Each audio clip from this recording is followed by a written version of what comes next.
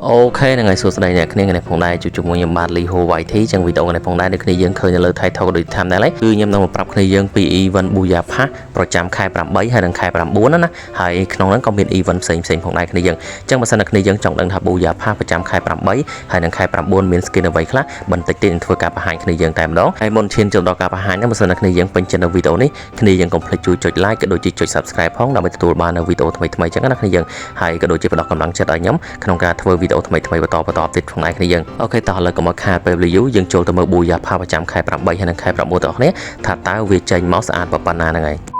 នេះគឺជា Booyah Pass ប្រចាំខែ8ឯគ្នាយើងអញ្ចឹង level 1ហ្នឹងជាធម្មតាគឺគ្នាយើងទទួលបានឈុតស្រីហ្នឹងឯងគ្នាយើងហើយគ្នាយើងអាចបាន Booyah Pass ប្រចាំខែ8គឺវាចេញមកជាលក្ខណៈផ្លែឈើអញ្ចឹងណាគ្នាយើងគឺថាស្រស់ស្អាតមែនតើ Booyah Pass ប្រចាំខែ8មួយនេះគ្នាយើងអូខេហើយមួយទៀតនោះបើសិនគ្នាយើងឡើង level 10គ្នាយើងទទួលបាន skin កតាបមួយនេះដែល free តែម្ដង skin កតាបហ្នឹងគឺវាអត់មាន effect ទេគឺវាធម្មតាតែគ្នាយើងហ្នឹងឯងហើយនៅពេលដែលគ្នាយើងឡើង level 20គ្នាយើងទទួលបាន banner មួយនេះតែម្ដង banner ហ្នឹងគឺជា banner រូបផ្លែឈើអញ្ចឹងណាគ្នាយើងហើយនឹងទទួលបាន skin LAN 8ចាយនេះមួយផងដែរគ្នាយើងគឺវាសើប្រហែលទេគ្នាយើងគឺធម្មតាទេគ្នាយើងអូខេតោះឥឡូវយើងមកមើល level 30ម្ដងដល់ពេលគ្នាយើងឡើង level 30គ្នាយើងនឹងទទួលបាន skin សាកសពនេះមួយតែម្ដងគ្នាយើងគឺជា skin loot box ណាគឺរូបផ្លែឈើអេមស្រែមែនតើនិយាយរួមវា design មកម្ដងនេះគឺជាដើមផ្លែប៉ោមហ្នឹងគ្នាយើងតោះឥឡូវយើងចូលទៅមើល level 40ម្ដង level 40គឺគ្នាយើងទទួលបាន skin ក្របបែកផ្លែប៉ោមនេះមួយគ្នាយើងនិយាយរួមគឺវា design មកម្ដងនេះគឺផ្លែប៉ោមសុទ្ធតែម្ដងគ្នាយើងគ្នាយើងមើល skin ក្របបែកហ្នឹងទៅគឺបោកទៅគឺវាចេញរូបផ្លែប៉ោមមកអញ្ចឹងណាតោះឥឡូវយើងមកមើល level 50ម្ដងនៅពេលដែលគ្នាយើង level 50គ្នាយើងទទួលបាន skin កំភ្លើង Winchester នេះមួយគ្នាយើង skin កំភ្លើង Winchester នេះគឺថាកប់ស្រីតែម្ដងគ្នាគឺវាស្អាតអញ្ចឹងណាហើយគ្នាយើងអាចមើល effect របស់វាបានគឺថា load មកដូចទៀនអញ្ចឹងណាហើយទទួលបាន avatar នេះមួយផងដែរហើយនៅពេលដែលគ្នាយើងឡើង level 60គ្នាយើងទទួលបាន skin កបិតចិត្តផ្លែឈើនេះមួយផងដែរនេះយើង skin កបិតនេះគឺថាអត់មានអីស្អាតទេគ្នាយើងហើយនៅពេលដែលគ្នាយើងឡើង level 70គ្នាយើងទទួលបាន Vanta នេះមួយដល់ free តែម្ដងហើយនឹង skin កតាបមួយ free ផងដែរគ្នាយើងនេះ skin កតាបមួយនេះគ្នាយើងមើលទៅតាមហ្នឹងទៅ skin កតាបគឺរូបផ្លែប៉ោមទេគ្នាយើងនិយាយរួមគឺចេញមកគឺផ្លែប៉ោមសុទ្ធតែម្ដង Booyah Pass ម្ដងនេះណាហើយបន្តមកទៀតដល់ពេលគ្នាយើងឡើង level 80គ្នាយើងទទួលបាន skin ski free មួយហើយ skin ski ហ្នឹងគឺរូបផ្លែប៉ោមទៀតហើយគ្នាយើងជឿប្រហែលវាដូច guitar អញ្ចឹងប៉ុន្តែចេញទៅ skin ski វិញគ្នាយើងអូខេហើយនៅពេលដែលគ្នាយើងឡើង level 90គ្នាយើងទទួលបាន skin តកកមួយនេះតែម្ដងគ្នាយើងហើយ skin តកកហ្នឹងគឺជា skin តកកផ្លែប៉ោមដែលគេចិត្តជាចំណិតរួចអញ្ចឹងណាគ្នាយើងគឺថាលយកប់3តែម្ដងហើយបន្តមកទៀតដល់ពេលគ្នាយើងឡើង level 100គឺគ្នាយើងទទួលបានឈុតប្រុសមួយហ្នឹងតែម្ដងគ្នាយើងអញ្ចឹងឈុតប្រុសមួយហ្នឹងគឺវាអត់សូវស្អាតប្រហែលទេគ្នាយើងខ្ញុំស្រឡាញ់ទៅលើខោណាបើសិនជាសម្រាប់អាវវិញគឺអត់សូវស្អាតប្រហែលទេគឺខ្ញុំស្រឡាញ់តែខោទេអូខេអញ្ចឹង Booyah Pass ប្រចាំខែ8របស់យើងក៏មានតែប៉ុណ្្នឹងគ្នាអត់មានច្រើនទេគ្នាយើង rate ឲ្យ Booyah Pass ប្រចាំខែ8នេះប្រហែល%ដែរគ្នាយើង complete comment ប្រាប់នៅខាងក្រោមផងបើសម្រាប់ខ្ញុំឲ្យ7លើ10ចុះគ្នាយើងអូខេហើយតោះឥឡូវយើងទៅមើល Booyah Pass ប្រចាំខែ9វិញម្ដងគ្នាយើង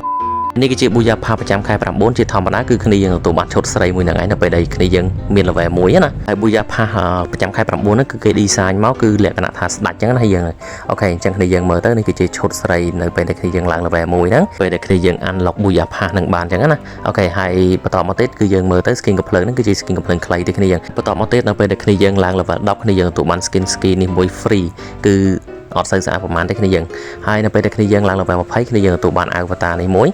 banner ច្រឡំ avatar ហើយនឹង skin LAN ដឹកអាចគោនេះមួយផងដែរគ្នាយើងនិយាយរួម Booyah Pass គឺវាអត់ចោលទេជាមួយនឹង skin LAN ហើយ skin ski ហ្នឹងហើយនៅពេលដែលគ្នាយើងឡើង level 30គ្នាយើងទទួលបាន skin ski ឆាត់នេះមួយ free តែម្ដងគឺអេមស្រែមដែរយើងហើយនៅពេលគ្នាយើង level 40គ្នាយើងទទួលបាន skin ក្របបែកហើយនៅពេលគ្នាយើងឡើង level 50គ្នាយើងទទួលបាន avatar នេះមួយហើយនឹង skin កំភ្លើងខ្លីមួយដកកញ្ចាស់គ្នាយើងជាតែមានមក free fire ជាដាក់ skin កំភ្លើងខ្លីឲ្យមកឯណាហើយនៅពេលគ្នាយើង level 60គ្នាយើងទទួលបាន skin ដបងនេះមួយ free តែម្ដងនេះយើងហ្នឹងហើយចឹងគ្នាយើងមើលទៅតាមហ្នឹងទៅហើយនៅពេលគ្នាយើងឡើង level 70គ្នាយើងទទួលបានស្បែកជើងកញ្ចាស់នេះមួយគឺស្បែកជើងសម្រាប់លើកអាចកោនេះយើងហើយនៅក្នុង level 70ហ្នឹងក៏គ្នាយើងទទួលបាន skin កតាបនេះមួយ free ផងដែរ skin កតាបហ្នឹងគឺអត់មាននេះស្អាតទេគឺដូចឈួរតែម្ដងហើយនៅពេលគ្នាយើងឡើង level 80គ្នាយើងនឹងទទួលបាននេះloot box គ្នាយើង loot box នេះគឺថា aim stream aim កោបសេរីតែម្ដងដោយស្បែកជើងយើងពាក់យកទៅកបត់ចោលចឹងគ្នាយើងហើយនៅពេលគ្នាយើងឡើង level 90គ្នាយើងទទួលបាន style រំជូត skin កំភ្លើងនេះមួយអូលយកប់របស់គេតែម្ដងណាយើងនេះណែ style រំខ្ញុំស្រឡាញ់ style រំឯង Booyah Pass ប្រចាំខែ9គឺខ្ញុំស្រឡាញ់ style រំឯងគ្នាយើងហើយនៅពេលគ្នាយើងឡើង level 100គ្នាយើងទទួលបានឈុតប្រុសនឹងមួយតែម្ដងគ្នាយើងឈុតប្រុសនេះគឺធម្មតានេះយើងអត់មានស្អាតផង ចឹងគ្នាយើង rate ឲ្យប្រមាណលើប្រមាណដែរប៊ូយ៉ាផាប្រចាំខែ9ហ្នឹងគ្នាយើង complete comment ប្រចាំខាងក្រោមផងទាំងប៊ូយ៉ាផាប្រចាំខែ8ទាំងប៊ូយ៉ាផាប្រចាំខែ9ហ្នឹងគ្នាយើង rate ជាមួយគ្នាមកហ៎ comment ថាប៊ូយ៉ាផាប្រចាំខែ8គ្នាយើងឲ្យ7លើ10ប៊ូយ៉ាផាប្រចាំខែ9គ្នាយើងឲ្យ6លើ10អីចឹងទៅបើស្រេចខ្ញុំឲ្យតា5លើ10ឯប៊ូយ៉ាផាប្រចាំខែ9នេះគឺវាអត់សូវស្អាតប្រហែលទេគ្នាយើងហ្នឹងហើយអូខេអញ្ចឹងគ្នាយើង rate ឲ្យប្រហែលលើប្រហែលដែរគ្នាយើង complete comment ប្រចាំខាងក្រោមផងអូខេតោះឥឡូវយើងទៅមើល event ជាបន្តទៀតហ្នឹងហើយហើយ event ជាបន្តទៀតដែលខ្ញុំចង់មក review ប្រាប់គ្នាយើងគឺជា skin កដាប់ដៃមួយហ្នឹងតែម្ដង skin កដាប់ដៃហ្នឹងគឺជា skin កដាប់ដៃហងភ្លើងគ្នាយើងហើយកដាប់ដៃហ្នឹងគឺវាចេញមក fit ជាមួយនឹង skin AUG Aloe ហើយ skin កដាប់ដៃនេះផងដែរគឺគេនឹងធ្វើការទម្លាក់មកក្នុង server របស់យើងគឺនៅថ្ងៃទី15ខែ7យើងហ្នឹងតែម្ដងនៅសល់រយៈពេលតែប៉ុន្